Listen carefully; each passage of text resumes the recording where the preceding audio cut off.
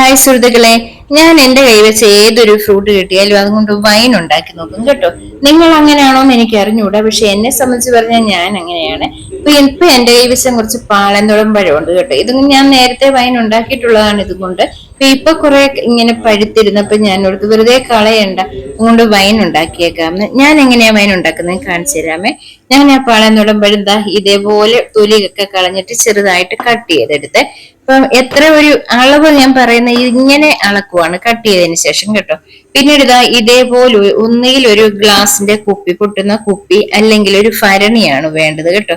അത് നല്ലതുപോലെ കഴുകി ഒട്ടും വെള്ളമയം ഇല്ലാതെ വെയിലത്ത് വെച്ച് നല്ലവണ്ണം ഉണക്കിയെടുത്തതായിരിക്കണം കേട്ടോ.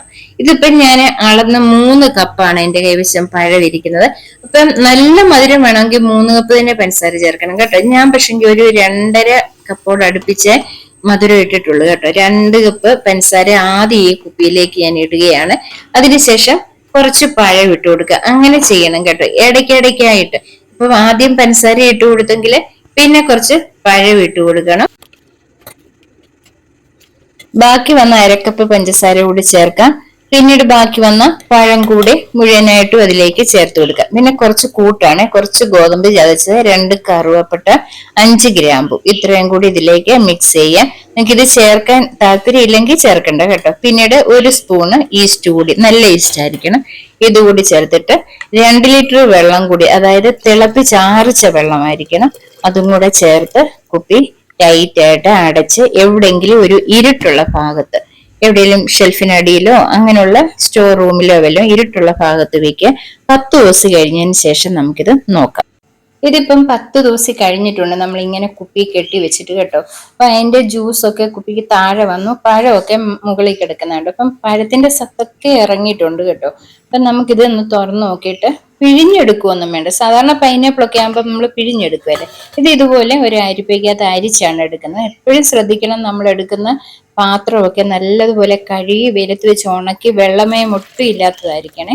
ഇനി ഈ അരിപ്പയൊക്കെ അങ്ങനെ കഴുകി വെയിലത്ത് വെച്ച് ഉണക്കി എടുത്തതാണ്. അല്ലാതെ നമ്മളിതിൽ ഒന്നും ചെയ്യല്ലേ. ഈ സ്പൂൺ ആയാലും ശരിക്കും പറഞ്ഞാലും മരത്തവി, തടിയും കൊണ്ടുള്ള തവിയൊക്കെയാണ് നല്ലത്.